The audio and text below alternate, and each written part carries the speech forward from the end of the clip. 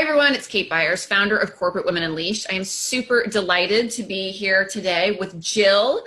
Jill is one of our fantastic clients. She is the training and development manager, really in a brand new role where she's setting strategy and vision forth for a global automotive company. And she has some incredible story to share, incredible success. Jill, thank you for being here. It's been such a privilege to work with you, and I just appreciate you sharing your story. Thank you. I'm honored to be here. Yeah, so let's dig in. And Jill and I were talking beforehand, and for those of you who've watched these shares and these stories before, is we're just going to chit chat. So, Jill, I always like to start with like results. You know, coming into CWU, you obviously had some things going on, which we'll get to in a minute. But what do you feel is the outcome? What would you say if someone's watching? Like, where is life different for you now? Bar none, night and day different person. Self-confidence. I had confidence before, but people outwardly notice it.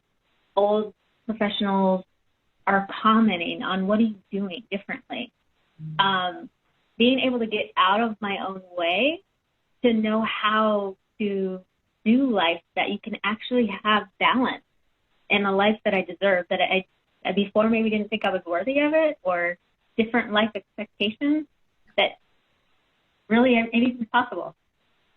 That's incredible. And here's the thing that's so incredible for me, because I know Jill, obviously, for anyone watching, but Jill, when you walk in the room, you're not like a wallflower, you know, you're not like little shy girl who like had to come out of her shell. So to talk about confidence in that way, that's really a whole new level. And I think that's a big deal for us high achievers because, you know, I would say the same thing early on in my career. People saw me as super confident, but that didn't mean that I wasn't second guessing myself, or I don't know, is it some of that for you? Like you're no longer upstairs in your head, like worried about things, or how does it really manifest for you, this newfound confidence?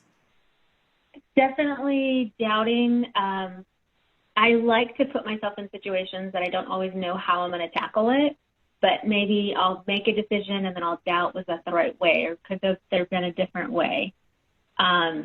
That was one. And then just personal wise, I've been terrible about suppressing my emotions and not dealing with those confrontations, whether it's family or friends, and showing up differently, kind of compartmentalizing. And now there's no difference. It's a shift, and I can show up the same way in all areas of my life.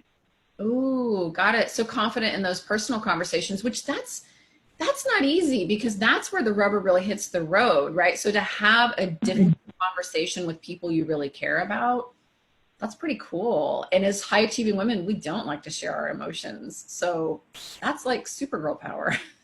I love that. Okay, awesome. So tell us then, like, where were you at before you found us? Like, what was going on in your life, in your career, where you were thinking, I got to do something?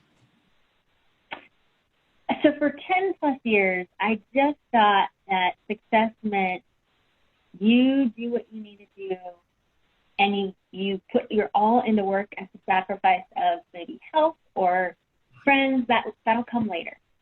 And so I finally got to a point where I started a new job, and I started to see some of the same patterns of always saying yes to projects, being looked at the taskmaster. And I wanted to level up in a way that was seen as a stakeholder and a seat at the table with more of my ideas, not actually taking more with me. And so I was in and out of the hospital with lots of health issues, not married, and fast forward 10 years, I didn't want to be in the same place that I was in now. That's amazing. Awesome. Yeah. So you were just kind of taking inventory of your life and going, something's got to change.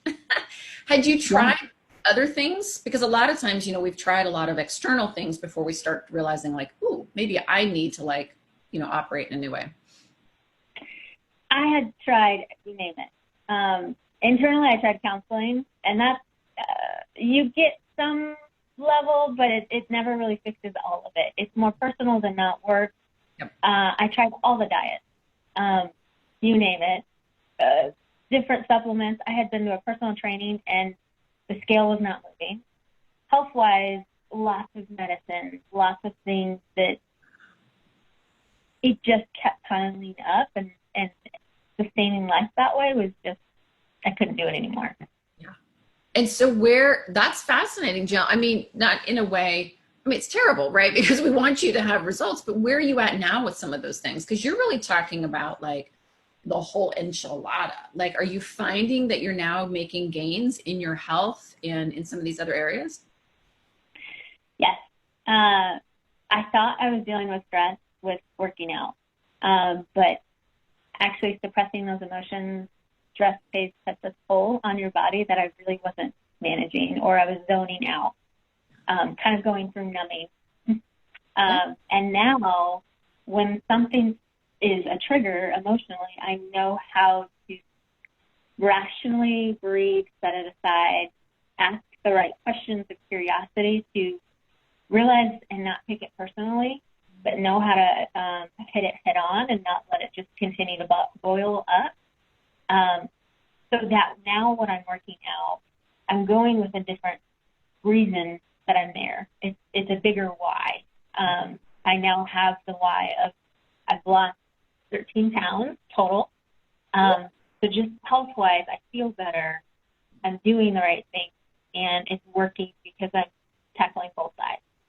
Wow. Jill, that's huge. I mean, we hear that from other clients. You know, I always say, like, you got to get yourself kind of in the right place first, and then the weight starts to come off. Because if not, you know, we're too stressed, you know, whether you're eating or not, like, it doesn't matter. Your body can't let go of that weight because it's a protection mechanism. So 13 pounds is Yeah. huge. Hello. Well, and then not only that, but so over years, I had gotten what's ulcerative colitis, which is a daily medicine that doctors have told me I have to take forever, and you won't be able to tackle it with nutrition.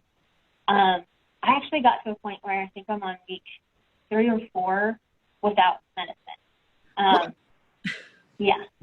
Now, I don't know if that will be forever, but I'm just maintaining and managing with nutrition and health.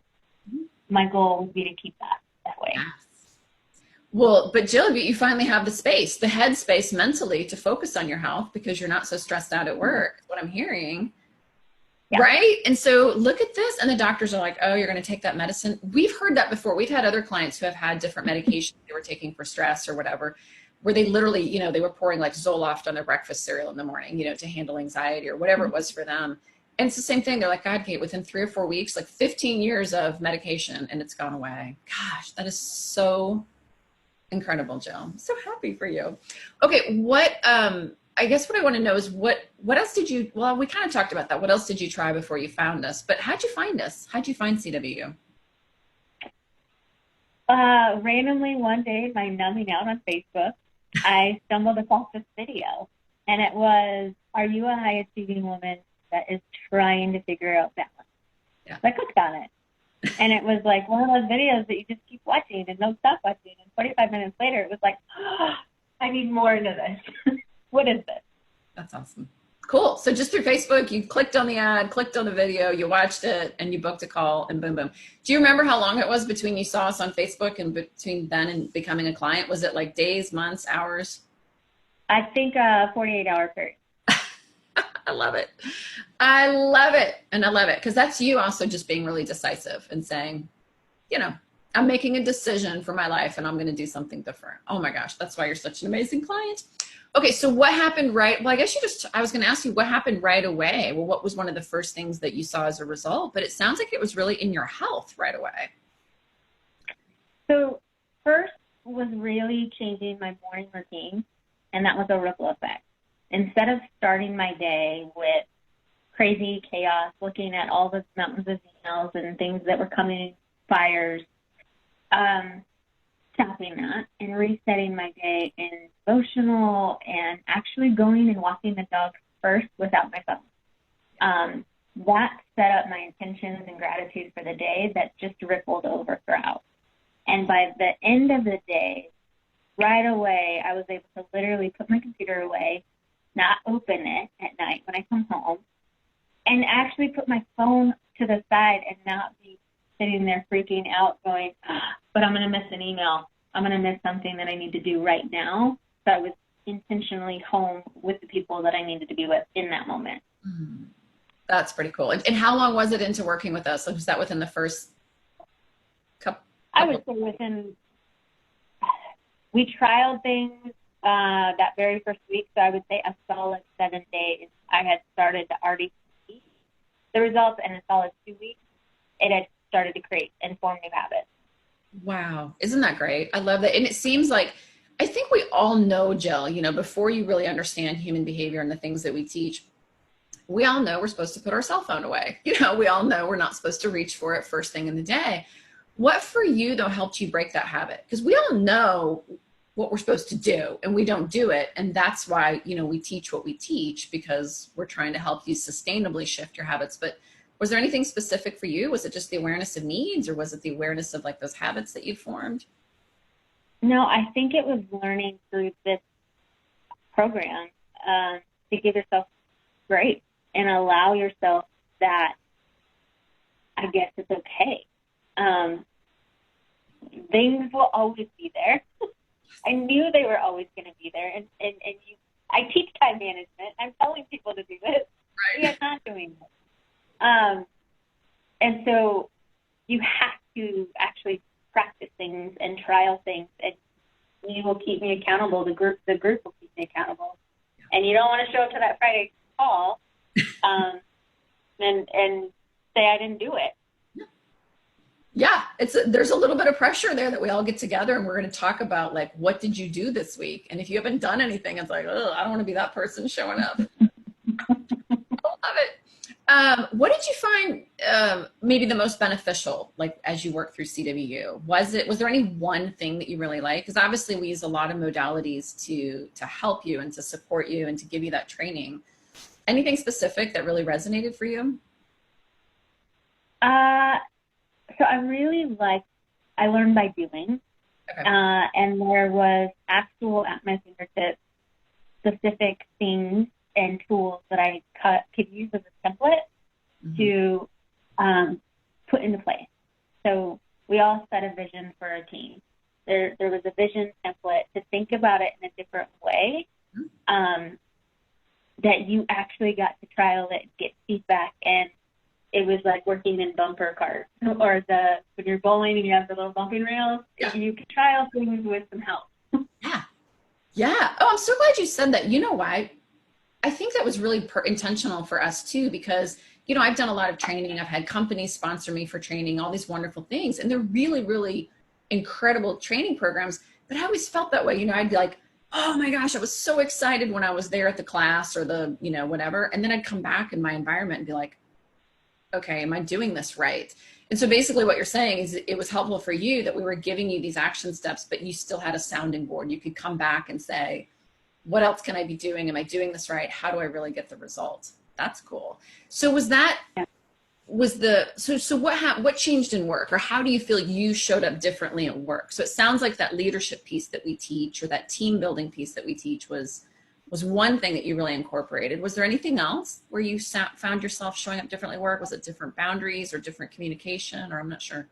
So I would say definitely boundaries, communication, and just strategy. So boundaries, being able to know that I could say no. I could say yes, but no. Yeah. Yes, I can help you here, but what that may look like looks a little different. Let's define it. I could walk into a meeting and just close my mouth and give my recommendation and wait and let the others talk through it, and walk out feeling that my value was the actual words of my recommendation. Yes. And so there were massive changes within the company. They had been dealing with a consulting firm for 5 years, paying out the nose for very academic type curriculum that nobody reads. It wasn't working. And so being able to show up and show it in a way and articulate it with a voice that they heard, that they didn't renew that contract. There were lots of those types of things that I was able to shift the mindset of what needs to change with the culture as well in the company. How rewarding. I mean, because that's you going in and influencing the room, not, ooh, I'll take on that job. That's you saying, I'm valuable for who I am and my expertise. Here's my recommendation. But I love that because you're swimming in your lane and you're not taking on, like, that's what you said. I don't want to be the taskmaster. I want to be the influencer. And that's who you are. Doesn't that feel Mm-hmm. good? And then you can go home and work out and not be stressed out. Yes, yes. Instead of like, I used to do that. I would walk into these meetings and I'd walk out and I'm like, man, everybody's walking out and I suddenly have the assignment. How did this happen to me again? Like, shut your mouth, Kate. Oh, that's so cool. But more than that, it's not just about saying no. And I hope for anyone who's watching this, we all have heard that before. You just need to learn to say no. What you're talking about, Jill, is really a higher level place to operate where you're finessing what's going on in that environment, because we can all say no to assignments, but then are we getting the results? But what you're saying is, no, I could go in and actually influence the result without necessarily taking on more work and more stress in the process. That's pretty cool. Yeah. Yay. And now you're bringing all this deliciousness to this new role, because she switched companies for everyone watching. So now you've switched into this other company and you're bringing, so do you feel like now you have this new runway or this new like playground? Because it's like, it's like Jill 2.0 is now starting in this new company.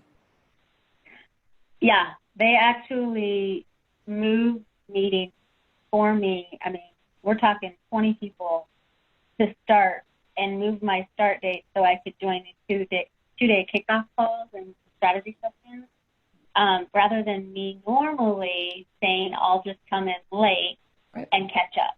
Yep. It was a very different just entrance into this new role. How do you feel, Jill? Just amazing. It's Isn't it cool? it's nice to just be very comfortable in my own skin and not waver in any way, and know that I'm okay just being me. It's awesome. Just authentic, just flowing through life, doing what you need to do. And then up leveling where you're living at work and your compensation, your health. Life is good for you, Jill. Yeah. Yeah. Not to mention, hopefully we can put this in here. The biggest thing that shifted is my entire 360 world. So I had been in a relationship for 7 years. Yeah. With the same man.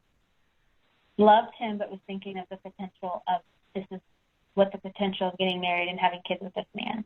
Yeah. And realizing I don't just want a good life. I don't want a great life. I want an incredible life. And what am I doing? Yeah.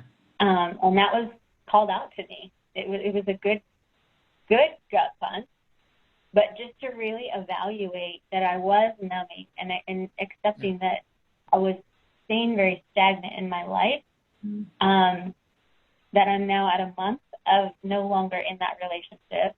And I feel just this huge weight lifted off of my shoulders. And there's really unlimited possibilities of the future, and it's pretty exciting. It's super exciting. Yes. No, I'm glad you said that, because relationships are a tough thing for high achieving women. We tend to attract men very often who need us to be strong and need us to be that woman on the pedestal. And that doesn't mean they can always meet us where we need them to meet us in a loving relationship. And I still remember like the first few help desk, tickets or whatever you would put into me. And it was always defining him like, he's the guy. However, here's all these things I need to change. And we just kind of kept like working with you on like, okay. And then I think I finally said to you like, well, what is it you really want? Do you want just like to continue to compromise to this level, or do you want him to come up here? And I mean, I think that was like, with all the work you'd been doing, it was like the fire was lit and you're like, I want this. And it's like, okay, well then you need to go ask him if he's willing to meet you there. And he wasn't. And that's okay. Because now you're going to meet someone great who will, but you've now set the bar for where you want to be. And, for any high achieving woman who's watching this, we do this a lot. We're so tough. We're so strong. It's like pulling bricks, a bag of bricks behind you up the hill to get to this place. And for you, Jill, the bag of bricks, if you will, in all these different ways, your health, your relationship, your career, it's like that's gone. And now it's just you charging up the hill to wherever you want to be. Yeah.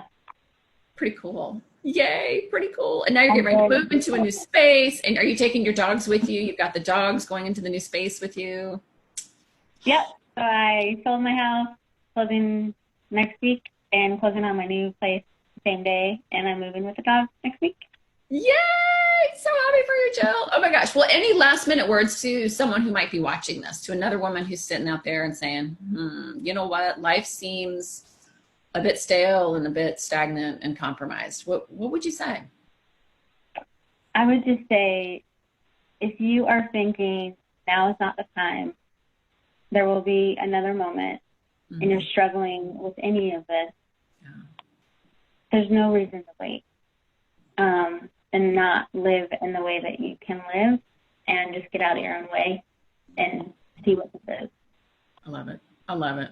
That's so right. So right on, Jill. There's never a good time to change your life, is there? Now is the time. Thank you for that. Jill, thank you so much for, being here and on your Sunday, what's actually Sunday when we're broadcasting, and, just being willing to share your story. I know it's going to resonate with other women out there who can identify with the things you've shared. So I super appreciate it. Thank you. Good luck. Awesome. Thanks, Jill.